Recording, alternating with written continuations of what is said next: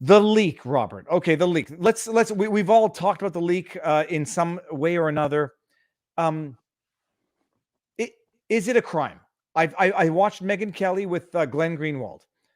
I think I'm more in line with agreeing with Megyn Kelly than Glenn Greenwald in that if there's ever been obstruction of a judicial process or a legal process, this is it. Protesting in the Capitol Hill is not obstructing with proceedings.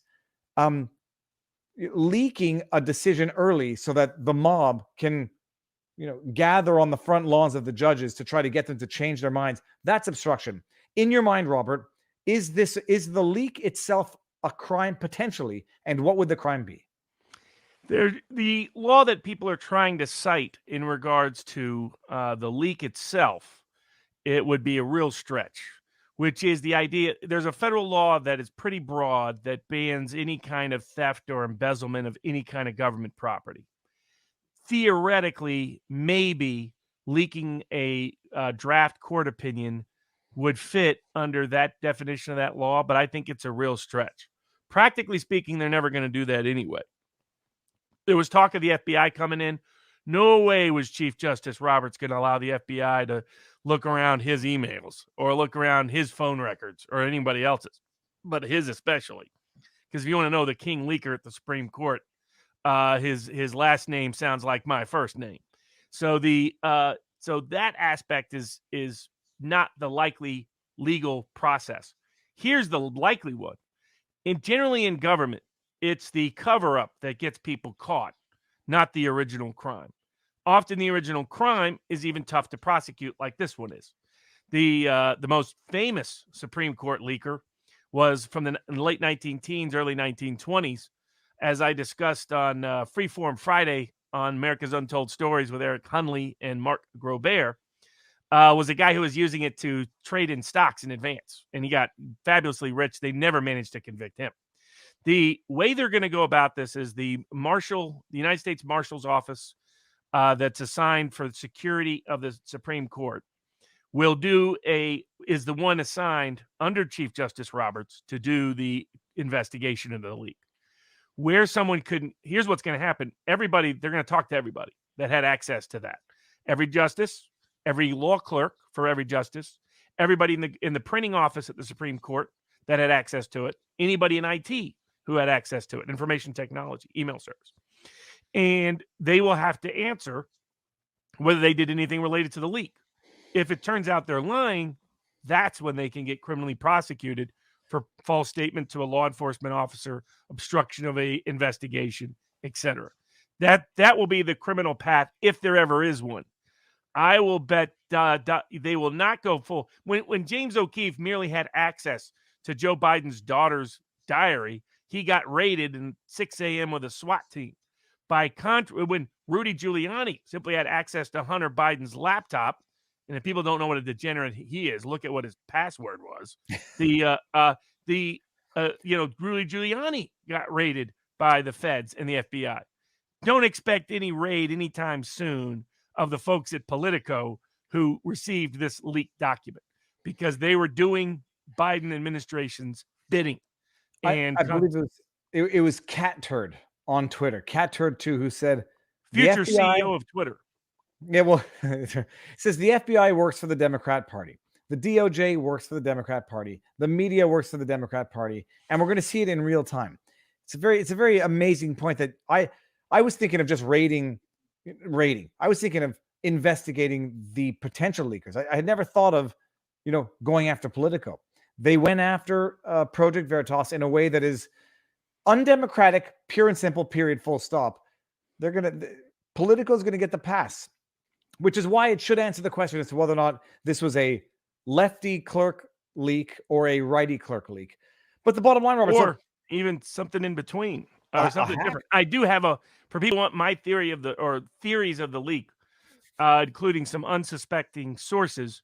I have a hush up at vivabarneslaw.locals.com where you can get my take on who might be the culprit. But, I was on with Uncivil Law and Nick Recada's channel who somehow manages to like broadcast for 18 hours in a day. I have no idea how. 24/7. He must be partying with some Amber Heard nose candy or something. I don't know.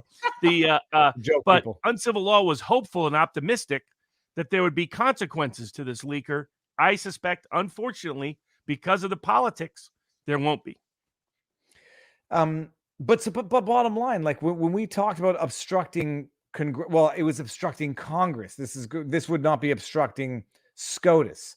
There's no criminal. There's various forms of obstructing a criminal, but just the leak by itself, I don't think so. But there's no need to go there if you're wanting to do a criminal case. You just ask everybody, and you get them to commit. You get the leaker to commit perjury, and they make a false statement and obstruct justice. And so you have them on the cover up. You don't need them on the underlying thing. But if you're going to meaningfully do that, you need to at some point go at Politico, and they're just not going to.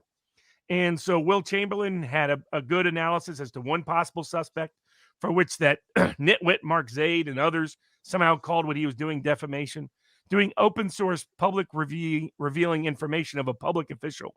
And that's what a law clerk is. They work for the government. They get a government paycheck. Is not defamation. Defamation is a false factual statement that you know or with reckless disregard about a public official is false. That's not what Will Chamberlain did. But I don't think you'll see any consequences, unfortunately, for the leaker. They could by setting him up in this way. Instead, you look at who the leaker might have been, and you can look at the consequences. They are now, here's what is a crime: trying to intimidate a federal judge by holding threatening protest outside of his personal house. Well, Robert, let me push back. They're not threatening protests. They're just protests, which might themselves, a protest on the front lawn of a SCOTUS, it might itself be threatening. Going to his personal home raises major problems. The other problem is the kind of statements they're making. So they don't have a petition to protest the home. So there's that issue. Then but the second issue is some of these are making public statements that their efforts to intimidate the court. I mean, a lot of these people are saying that in different ways, but that's the effect. When it comes to a justice or a federal judge, you're more limited in what you can do. So you can hold protest outside the court itself as an institution and whatnot. Going to a judge's home with a case pending that they're reviewing and trying to intimidate them to a certain outcome may violate federal criminal law, because we have special protections for federal judges. I'm allowed to advocate to a judge. I'm not allowed to go outside his home and where his kids and his wife are present and say, you better vote this way. I'm not. That's unethical as a lawyer, but to my understanding, that's always been a federal crime.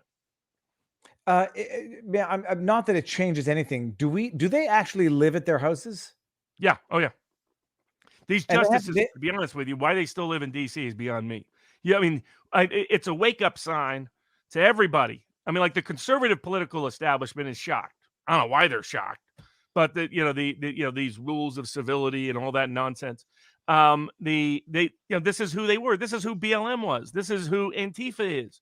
This is weaponizing street theater with the undercurrent being maybe there'll be violence. This is what happened to Tucker Carlson. And they came and were trying to bash in the door at his house. That's who these people are. They believe this works.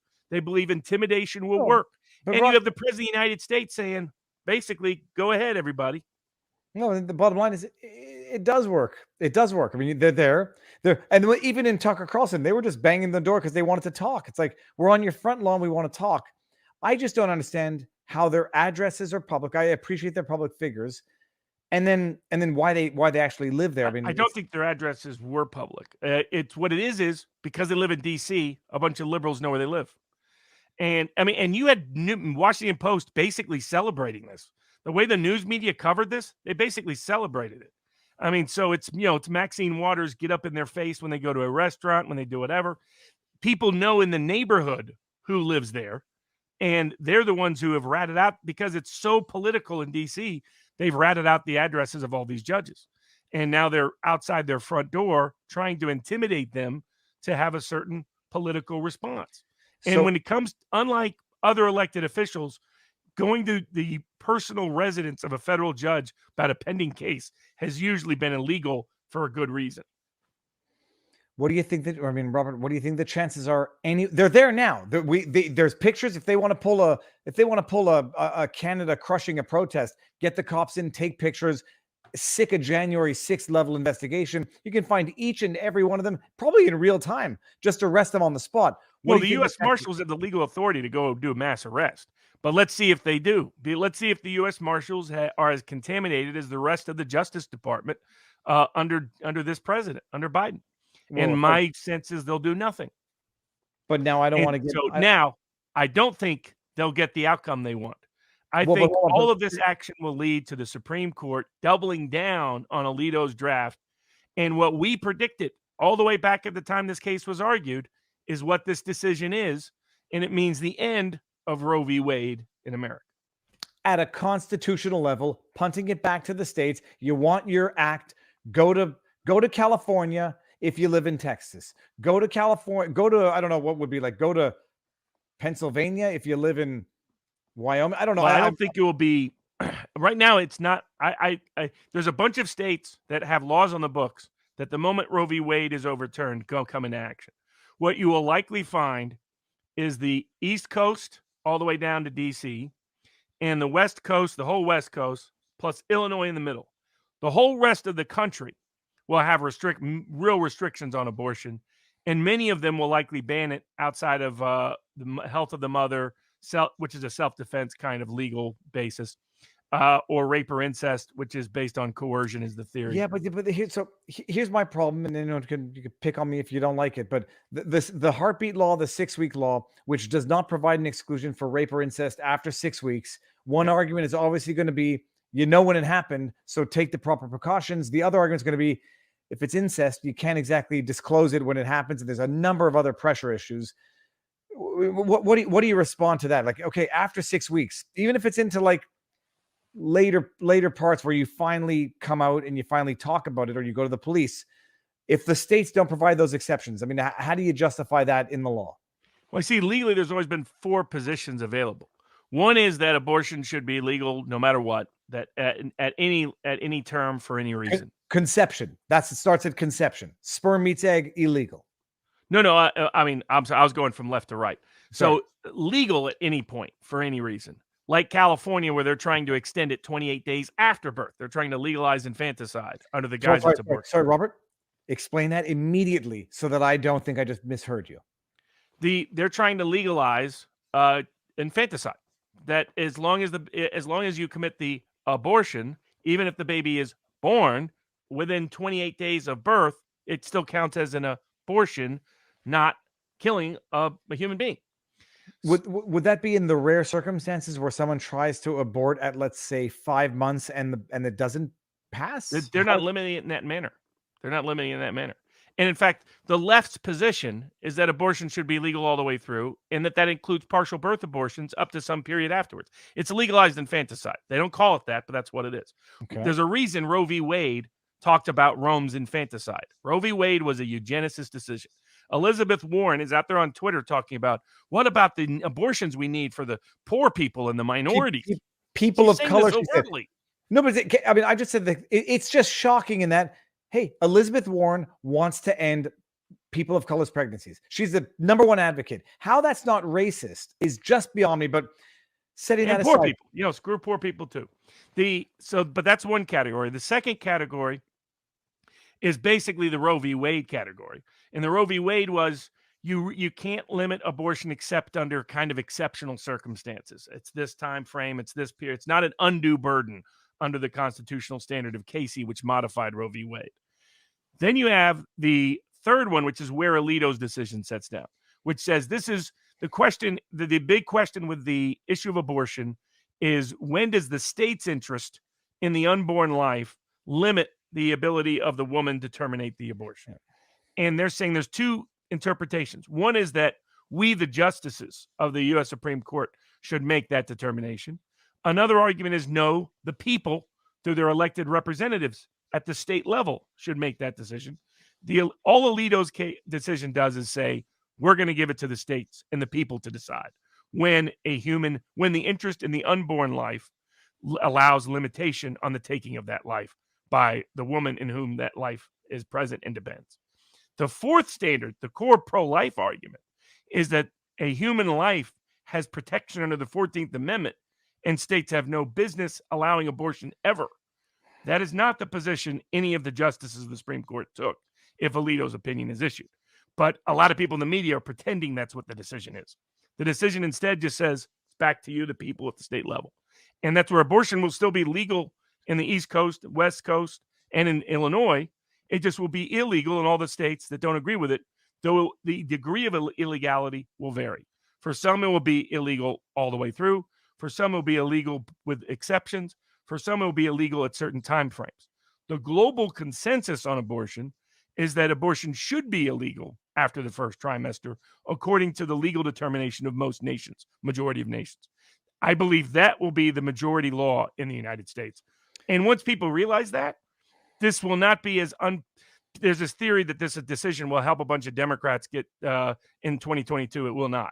Because once people realize that the actual Roe v. Wade decision reversal is not what the media has represented it as, which is a complete ban on abortion forever for everybody, but is instead giving you, the people, the power to make that choice at the state level.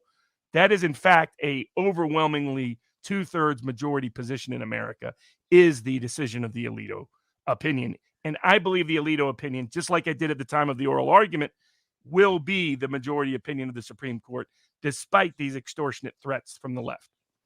You know, it's I'm just going to get, I want to just pull it up. Okay. Sorry. I only brought this up to try to get rid of the other chat, but I don't even want to answer that. There's videos out there that are horrendous and horrific, and that will answer that question, and I don't want to answer it. But Robert, I was discussing this with my wife, because we're now, she sees my content on the YouTubes, and the question was, we were discussing it, like, bottom line, I think 90% of the people agree on 90% of the parameters. You're going to have your always and forever, even Norfolk afterbirth, which I think it is what it is, which it is what it is. In California, it's baby killers. In California, you kick someone assaults a pregnant woman and the baby dies. It's murder. The fact that the woman decides to do it, in my mind, legally cannot make it otherwise. Then you got the other end of the spectrum, where conception, sperm meets egg, it's life. I got to tell you, you will never convince either of those two ends of the spectrum. I think one might be more grounded in morality than the other. I think one is more grounded in morality than the other, even if I don't agree necessarily with the extremity of one. 90% are going to agree, yeah, up until 6 weeks, first trimester, barring some, extreme circumstances, which should be dealt with on a case-by-case basis between responsible doctors and responsible citizens. 90% agree. How has this become the litmus test? How has this become like the wedge issue? And, and what does this leak have to do to exacerbate that wedge issue? Well, I think if the Supreme Court doesn't stick with the Alito opinion, it will reward the leaker, and then more leaking and terror type activities, which is what these personal threats at homes are intended to induce, will reoccur on a broader and bigger scale. So that's where I think, though, the leak is a perilous breach of judicial tradition in the United States, and endangers the integrity of the judiciary if it deviates from Alito's opinion. If it sticks with Alito's opinion, it proves the leaker their actions backfired and didn't produce the outcome that they want. But we did have some other good Supreme Court decisions out there. But I think issuing this decision around Mother's Day would be an appropriate Happy Mother's Day gift from the U.S. Supreme Court. And empower the people at the state level to make this determination and restore common sense morality to the abortion laws in America, which they have been divorced from for the better part of half a century.